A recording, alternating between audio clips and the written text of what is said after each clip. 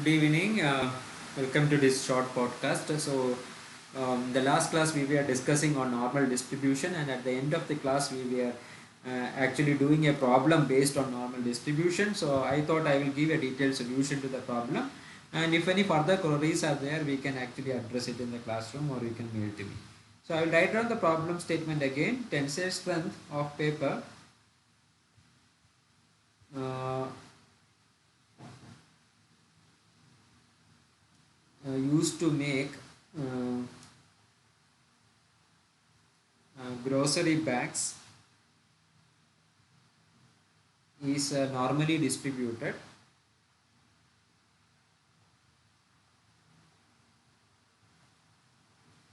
uh, with uh, uh, with random variable x following a normal distribution, and its mean and variance is given.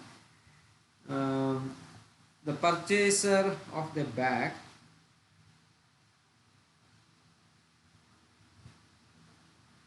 requires that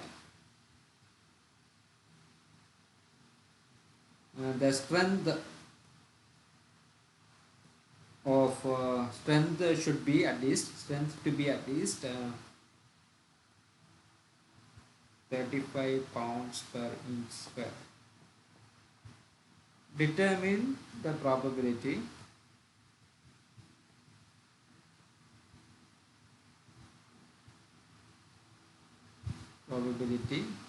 that the paper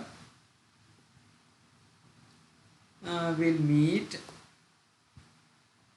or exceed the specifications. Okay, so it's a relatively straightforward problem because it is directly mentioned that it's normally distributed. But we can identify that the measurement is or the random variable is obtained by doing some measurement, therefore is a continuous random variable. So x is a continuous random variable here, and the distribution is given as a normal distribution. It's for distribution corresponding to the population. Okay, and that is given as normal distribution with mean and variance. So the first number corresponds to the mean, population mean, and this corresponds to the variance of the distribution. What is being asked is to find out the probability of the random variable x greater than or equal to 35. Right, because the probability that the paper will meet or exceed the specifications. The specification is 35 pounds per inch square. So this is what is being asked to find out, and the distribution is a normal distribution. So it's a relatively straightforward question. Only thing is that you need to know how to use the standard normal distribution table. Okay, so this is an exercise for doing the standard normal distribution table. Okay, let us see, but before that it is always better to sketch the distribution.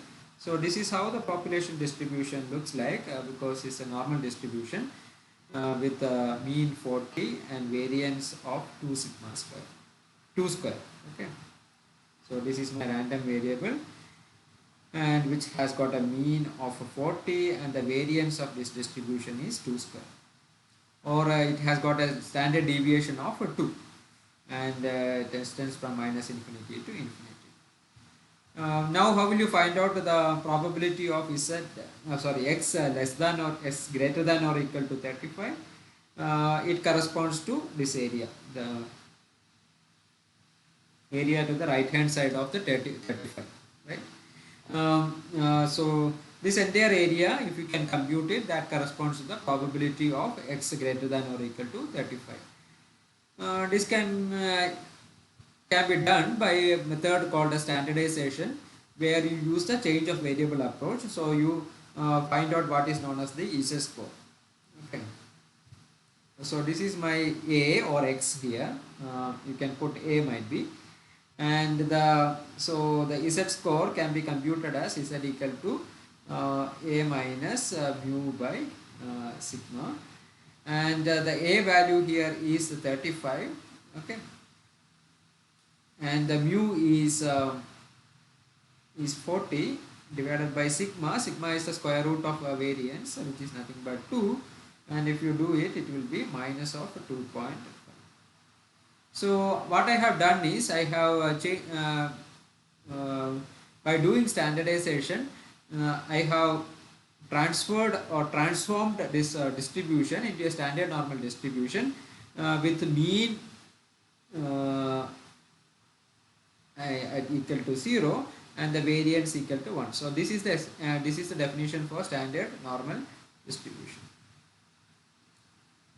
The advantage of doing this standardization procedure, this is known as standardization procedure, is that you need not have to do integration. You can always use the table for finding out the respective areas, because the area for a standard normal distribution is given in a tabular form in your it is available, so you need not have to do any integration. So but where is my minus 2.5 lies? It actually lies to the left hand side of the mean. It's a very same case, but only thing is that you have changed the scale. Okay, so it is minus 2.5, and what is required is this area. Okay, so probability of z greater than or equal to minus 2.5. So this is what you need to find out. So what I did is I have I have replaced this problem statement of probability of x greater than or equal to 35 to probability of z greater than or equal to minus 2.5.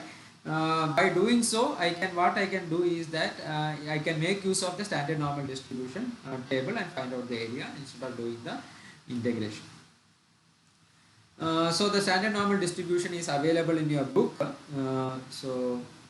Standard normal distribution table.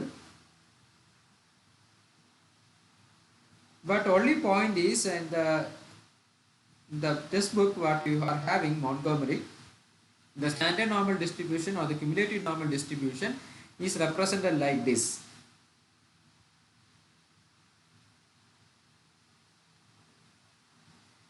Okay, maybe A, and I will find out this. Okay.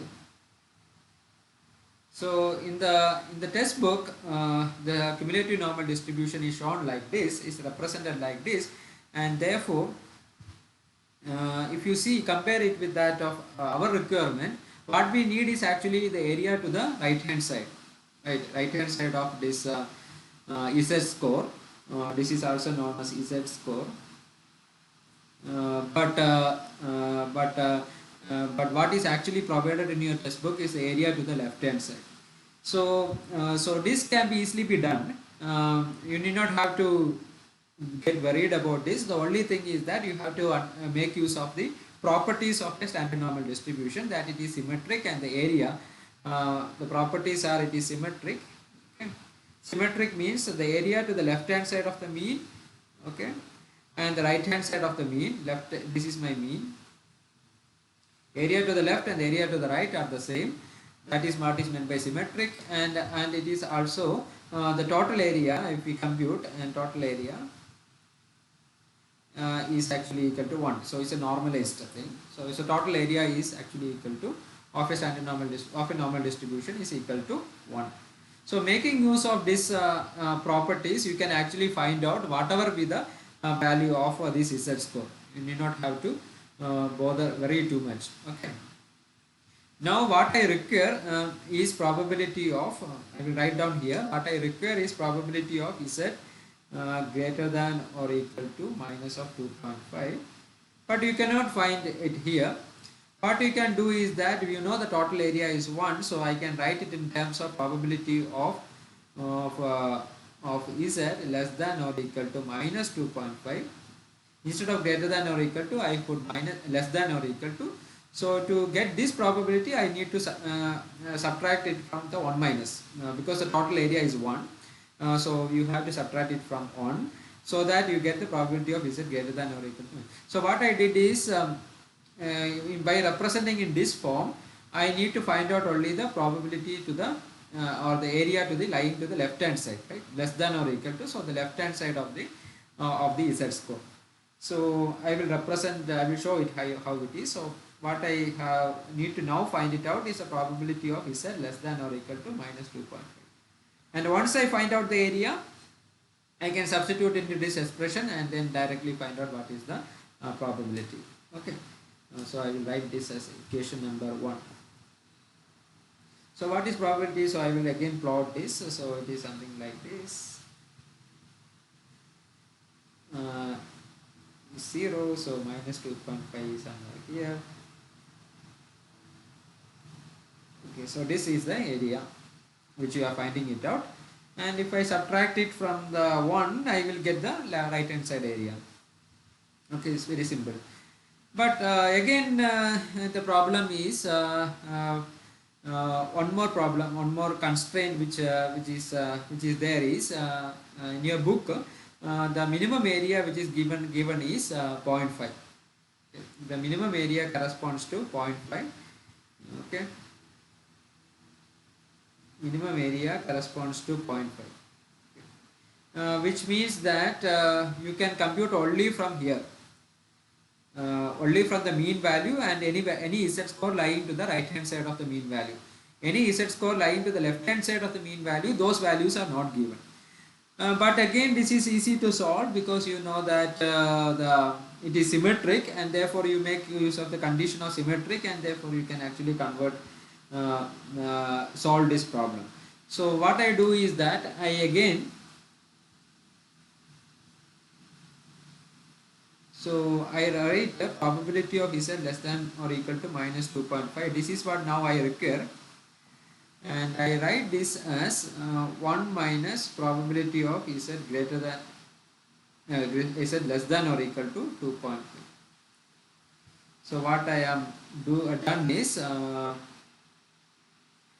I have written this probability of z less than or equal to minus 2.5 as 1 minus probability of z less than or equal to 2.5. So I will draw the sketch, and then I think it is better to explain after drawing the sketch. Okay, so now this is my 0 and this is my 2.5. So the probability of z less than or equal to minus 2.5 corresponds to this entire area. Okay, after this area. So this is my area. But what I need is less than or equal to minus 2.5, which corresponds to minus 2.5 corresponds to here. But what I require is this area.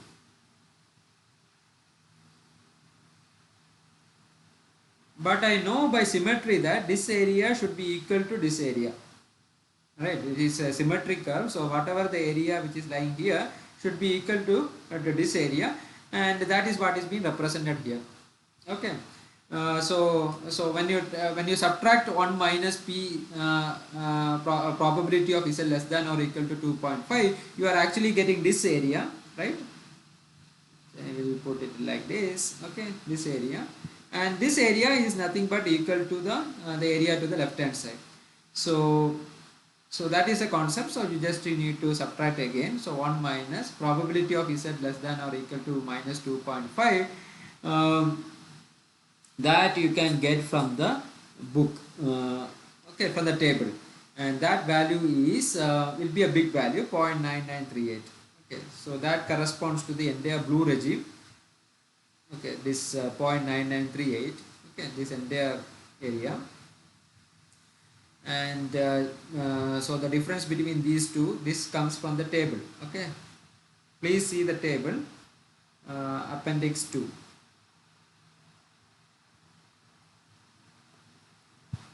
So that gives you a value of what is the value? 0.0062. Okay. So now I got this value, probability of, I will write down again here, probability of z less than or equal to minus 2.5, and that is 0.0062. Once I get this, I can find out what is probability of z greater than or equal to minus 2.5. That is what I require. Okay, so probability of z greater than or equal to minus 2.5, and that is given as minus 1 minus 0.0062. So that gives you 0.9938 again. Okay. So this is the answer, 0.9938. If I write down in words, probability of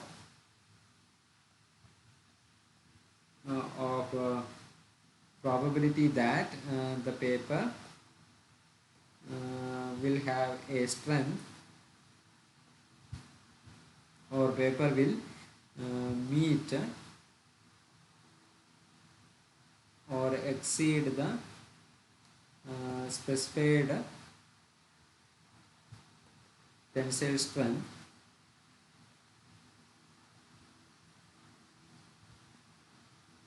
of 35 pounds per inch square is 0.9938, which is nothing but 99.38%. Okay.